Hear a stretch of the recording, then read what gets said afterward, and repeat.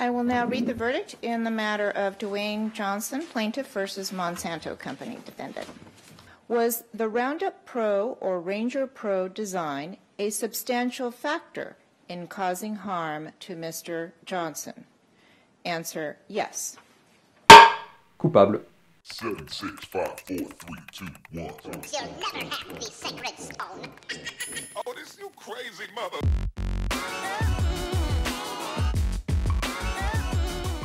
Alors ça, mon pote, c'est des conneries. Hein. Parce que moi, les agriculteurs qui ont utilisé des tonnes de glyphosate, j'en connais plein, ils n'ont jamais eu de cancer.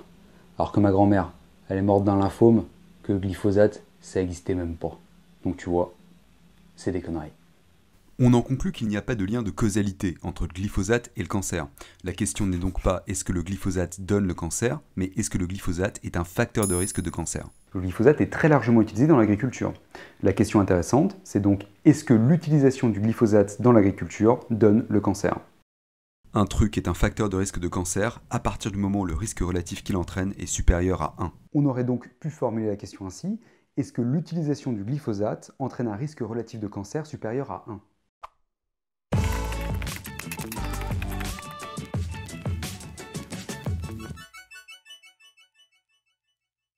On ne pourra jamais prouver que les graines de chia ne sont pas un facteur de risque de cancer, comme on ne pourra jamais prouver que quoi que ce soit n'est pas un facteur de risque de cancer, comme on ne pourra jamais prouver que quoi que ce soit n'est pas un facteur de risque de quoi que ce soit, comme on ne pourra jamais prouver que le glyphosate n'est pas un facteur de risque de cancer.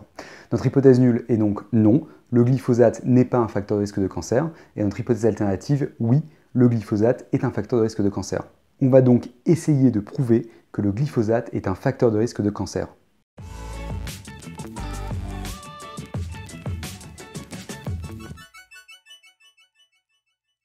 Premier tour de table très rapide, pour ou contre le glyphosate, on va vous entendre.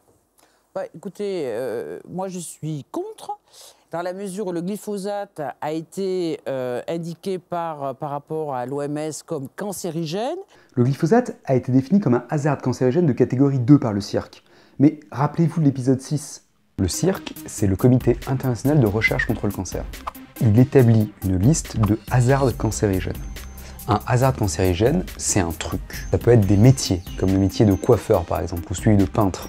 Ou ça peut même être des façons de préparer les aliments, comme le fait de consommer des boissons chaudes à plus de 65 degrés Celsius. Ou le fait de préparer du poisson salé à la chinoise. Ou l'utilisation de poudre périanale à base de talc. Le poire contiennent de façon naturelle du formaldéhyde, hasard cancérigène de catégorie 1. De nombreuses plantes avec lesquelles on fait des tisanes, dont le thé, contiennent des alcaloïdes pyrolésidoniques, classés catégorie 2B par le CIRC. Le miel aussi d'ailleurs. Non. Et l'aloe vera alors? 2B. Et le ginkgo biloba? 2B. Non! Relax, je suis pas en train de te dire qu'il faut pas boire des tisanes au miel en se tartinant la gueule d'aloe vera. Un hasard n'engendre pas forcément de risque. Un hasard ne devient un risque qu'en fonction des circonstances, et à partir d'une certaine dose. L'important, c'est la dose. L'important, c'est la dose. L'important, c'est la dose. Crois-moi. Il n'y a absolument aucune augmentation du risque, à condition de rester en dessous d'une certaine dose.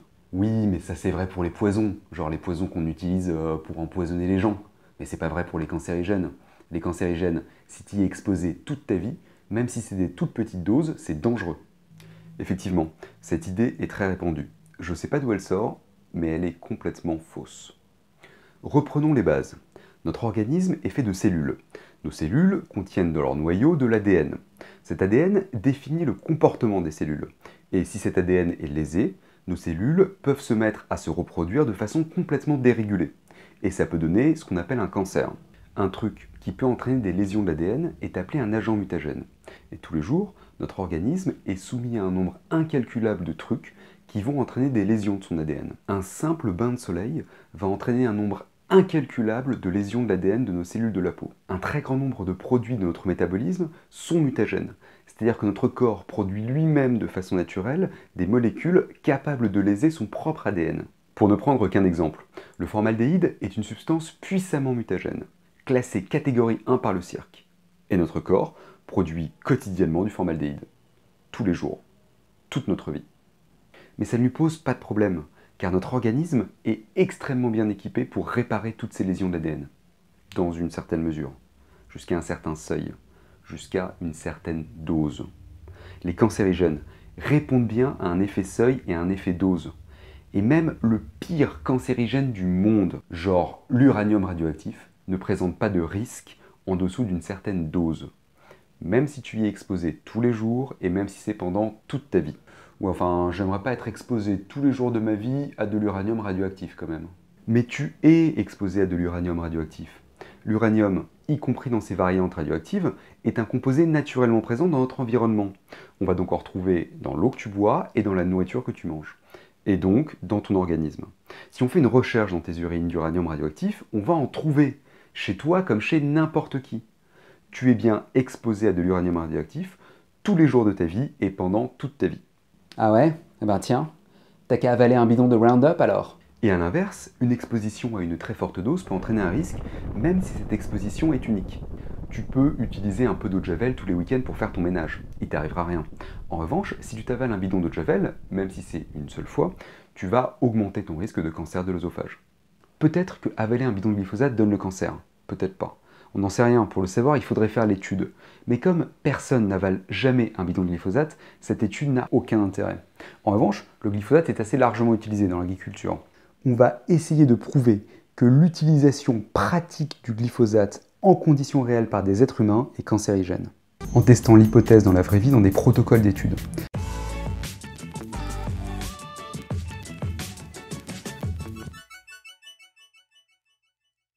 Certaines de ces études, pas toutes, mais certaines, ont retrouvé un risque relatif supérieur à 1 pour une maladie du sang extrêmement rare qu'on appelle les lymphomes non-Hodgkiniens. Mais ces études sont des études dites cas témoins. Ce sont des études rétrospectives soumises à de nombreux biais. Leur niveau de preuve est donc extrêmement faible et leur résultat est d'ailleurs complètement discordant. Certaines retrouvant une augmentation du risque de lymphome non-Hodgkinien alors que d'autres, pas du tout.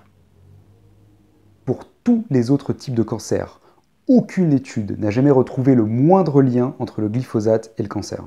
Seulement voilà, tous les protocoles d'études ne se valent pas, mais alors pas du tout. Et on va surtout s'intéresser aux études à haut niveau de preuve. En l'occurrence, des études où on va suivre pendant des années des dizaines de milliers de personnes hautement exposées à du glyphosate, c'est-à-dire des personnes qui utilisent du glyphosate dans leur pratique professionnelle. Et on va les suivre pendant des années et on va compter le nombre de cancers qu'elles développent. Cette étude a été menée aux USA, où ils ont suivi pendant plus de 20 ans plus de 54 000 personnes autorisées à utiliser du glyphosate dans leur pratique professionnelle. Sur ces 54 000 personnes autorisées à utiliser du glyphosate dans leur pratique professionnelle, tous ne l'ont pas fait pour autant. 9 300 n'ont jamais utilisé de glyphosate. Les 44 700 autres sujets ont été divisés en 4 groupes en fonction de leur niveau d'exposition à ce produit. La tranche Q1 correspond aux 25% les moins exposés et la Q4 ceux qui aient été le plus exposés. Résultat, tout cancer confondu, aucune différence dans le nombre de cancers diagnostiqués entre ces 5 groupes de sujets. Les chercheurs ont ensuite regardé cancer par cancer pour plus de 20 types différents s'il existait une différence entre ces 5 groupes.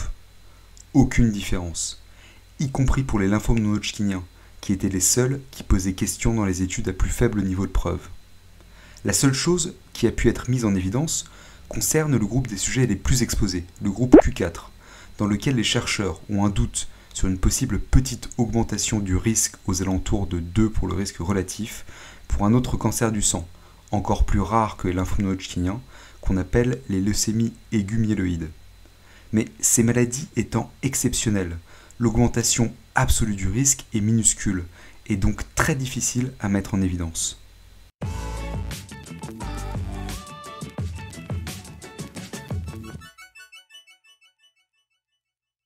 Si je comprends bien, on n'a pas réussi à prouver que l'utilisation même professionnelle du glyphosate était un facteur de risque de cancer. Mais l'absence de preuve n'est pas la preuve de l'absence. Si ça se trouve, c'est effectivement le cas, mais on n'a juste pas réussi à le mettre en évidence. Donc, on ne sait pas. Donc, on devrait suspendre notre jugement sur la question. Ah, le fameux argument du « on ne sait pas ». J'en ai déjà parlé dans la vidéo précédente. En santé, on ne peut pas prouver l'absence. Je suis désolé, je sais que je me répète un petit peu, mais c'est absolument indispensable à comprendre. Cet argument qui consiste à dire qu'on n'avait pas prouvé que ça n'existe pas doit disparaître des débats de santé. On ne pourra par définition jamais prouver que le glyphosate n'est pas un facteur de risque de cancer. Comme on ne pourra jamais prouver que les graines de chia ne sont pas un facteur de risque de cancer. Comme on ne pourra jamais prouver que quoi que ce soit n'est pas un facteur de risque de cancer. Comme on ne pourra jamais prouver que quoi que ce soit n'est pas un facteur de risque de quoi que ce soit. On peut uniquement prouver que c'est le cas. Et ce qui est vrai pour les facteurs de risque est également vrai pour les thérapeutiques. On ne pourra jamais prouver que l'homéopathie n'a pas d'efficacité. Comme on ne pourra jamais prouver que mes poils pubiens n'ont pas d'efficacité. Comme on ne pourra jamais prouver que quoi que ce soit n'a pas d'efficacité. On peut uniquement prouver que c'est le cas. Tant qu'on n'a pas compris ça, on ne pourra jamais comprendre quoi que ce soit en matière de sciences en santé. Et comme en santé, on ne peut pas faire la preuve de l'absence, cet argument qui consiste à dire que l'absence de preuve n'est pas la preuve de l'absence doit disparaître en santé. En plus d'être une quadrature du cercle absurde, cet argument pose plusieurs problèmes, dont on a déjà parlé dans la vidéo précédente. Mais si par construction on ne peut pas faire la preuve de l'absence, on peut s'en approcher. Comment? En ayant des études à haut niveau de preuve, à forte puissance négative.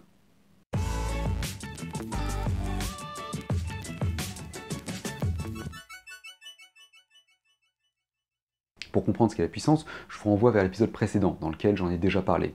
Mais en gros, voici une image qui permet de comprendre l'essentiel. Imaginez que vous posiez la question de savoir s'il existe un cube vert dans votre salon. Votre hypothèse nulle va donc être « il n'y a pas de cube vert dans mon salon » et votre hypothèse alternative « il y a un cube vert dans mon salon ». Vous savez très bien à quoi ressemble un cube vert et dès que vous le verrez, vous le reconnaîtrez immédiatement. Le problème, c'est que vous n'avez aucune idée a priori de la taille que fait ce cube vert. Ce cube vert, c'est l'augmentation absolue du risque de cancer due à l'utilisation professionnelle du glyphosate. Plus il sera gros, plus il sera facile à trouver. Si vous l'avez cherché et que vous ne l'avez pas trouvé, vous ne pourrez jamais affirmer avec certitude qu'il n'y est pas.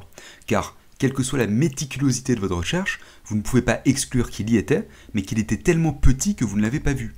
Et même si vous avez été infiniment méticuleux, vous ne pouvez pas exclure qu'il y était, mais que vous ne l'avez pas trouvé parce qu'il était infiniment petit. En santé, l'absence est une asymptote de la recherche. Plus vous avez d'études négatives à haut niveau de preuve et à haute puissance, plus vous vous approchez de la preuve de l'absence, mais vous ne pourrez jamais l'atteindre.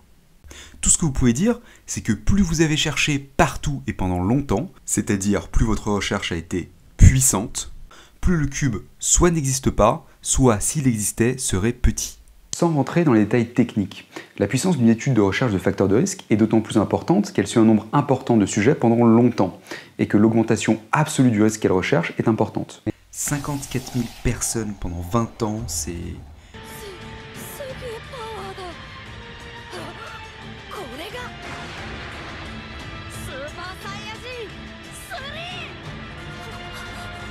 une étude colossale, capable de mettre en évidence des augmentations du risque absolu extrêmement faibles.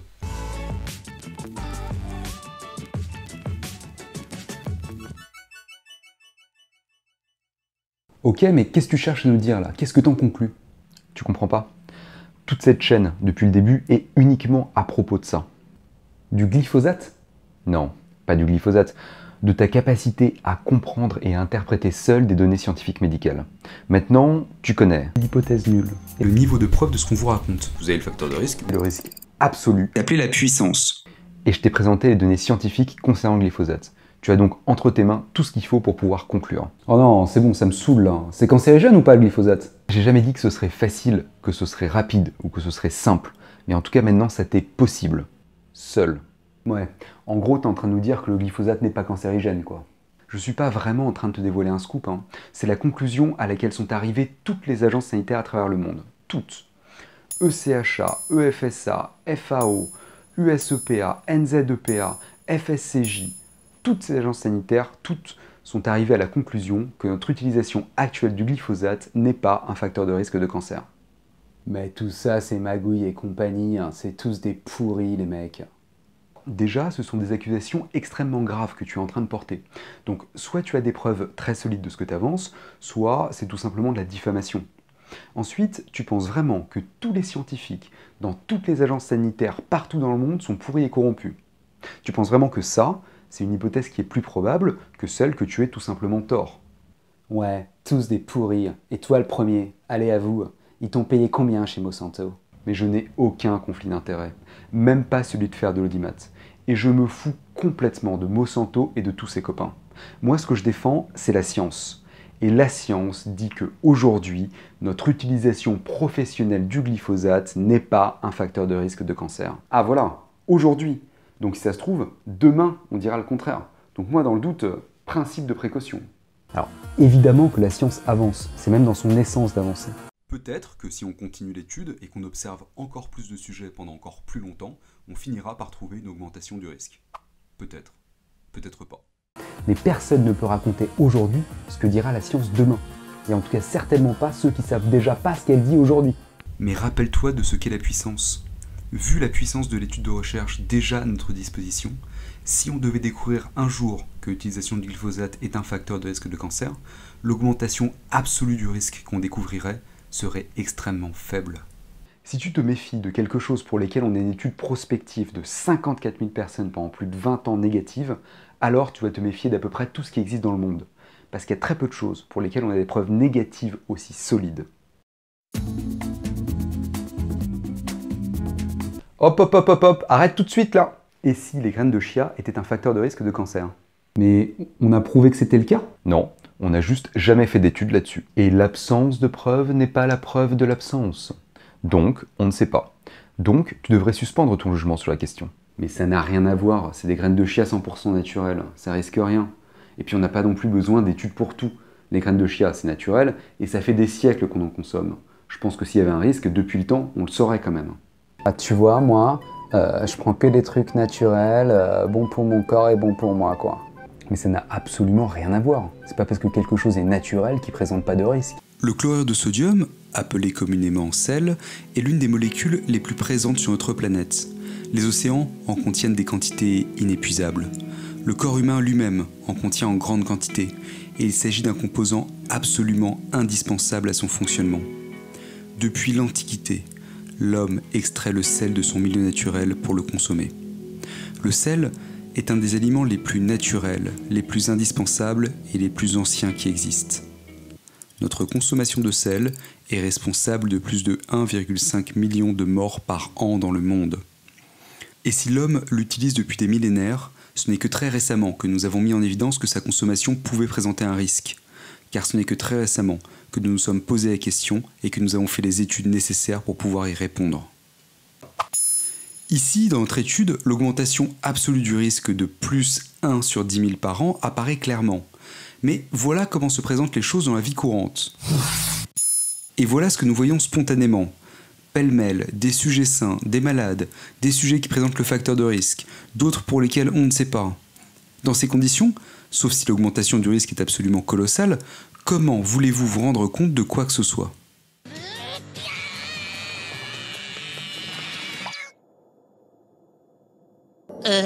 Les graines de chia pourraient tout à fait être un facteur de risque de cancer, mais sans faire une étude dédiée, tu ne le sauras jamais.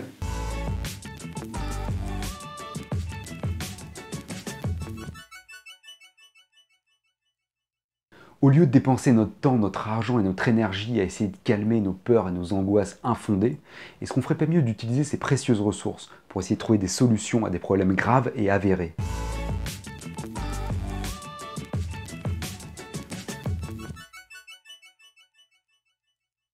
C'est l'amiante qui m'a donné mon cancer ou c'est pas l'amiante ?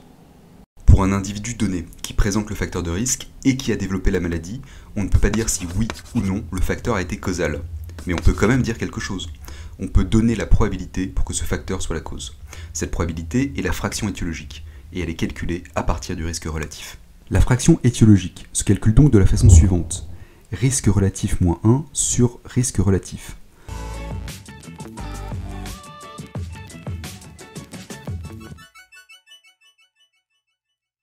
Et voilà, c'est à peu près tout ce qu'on sait. Pardon, j'ai écouté pas trop là parce que je m'étais endormi. Alors c'est marrant parce que d'habitude moi ça m'intéresse beaucoup, tout ce qui est sciences, santé, médecine, tout ça. J'aurai même des reportages sur Arte, sur France Info, donc c'est pour vous dire si ça m'intéresse et si je suis informé. Enfin là j'écoutais pas parce que c'était chiant en fait. De toute façon globalement, le cas de ces agriculteurs il n'est pas très compliqué. Le glyphosate, tout le monde sait bien que c'est une vraie saloperie. Et ces agriculteurs en sont la preuve vivante. Ils ont été exposés, ils sont tombés malades. Donc voilà.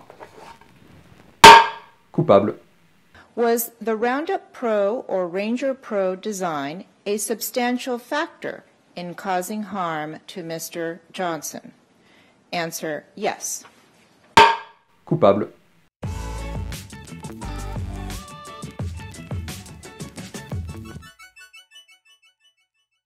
Pour moi, le procès Johnson n'est pas que le procès d'un pauvre jardinier malade face à une terrible multinationale sans scrupules.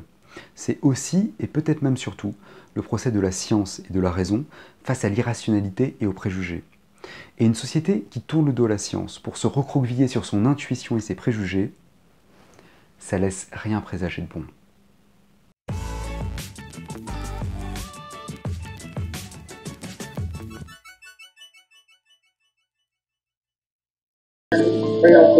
C'est malheureux. Vous en pensez quoi? Est-ce que vous pensez... Pour moi, le glyphosate est le lien direct avec la forme que j'ai eu à traiter. Et pour moi, ça ne fait aucun doute. Réponse A. Ouais, ça peut être le glyphosate, ça peut ne pas être le glyphosate. À mon avis, on peut rien dire. Réponse B. Alors ça, mon pote, c'est des conneries, hein. Parce que moi, les agriculteurs qui ont utilisé des tonnes de glyphosate, j'en connais plein, et ils ont jamais eu de cancer. Alors que ma grand-mère, elle est morte d'un lymphome, alors que le glyphosate, ça n'existait même pas. Donc tu vois, c'est des conneries. Réponse C. Pour chacun de ces agriculteurs, la probabilité que le glyphosate lui ait donné son lymphome est égale au risque relatif de lymphome lié à l'exposition professionnelle au glyphosate, moins 1 divisé par ce risque relatif. Réponse D. Je comprends rien à ce que tu racontes, mais je pense que t'es un troll à la solde de Monsanto. Réponse E. Pour voter, cliquez sur le petit i en haut à droite de votre écran. Si vous êtes sur mobile, il faut d'abord taper une fois sur l'écran pour faire apparaître le petit i.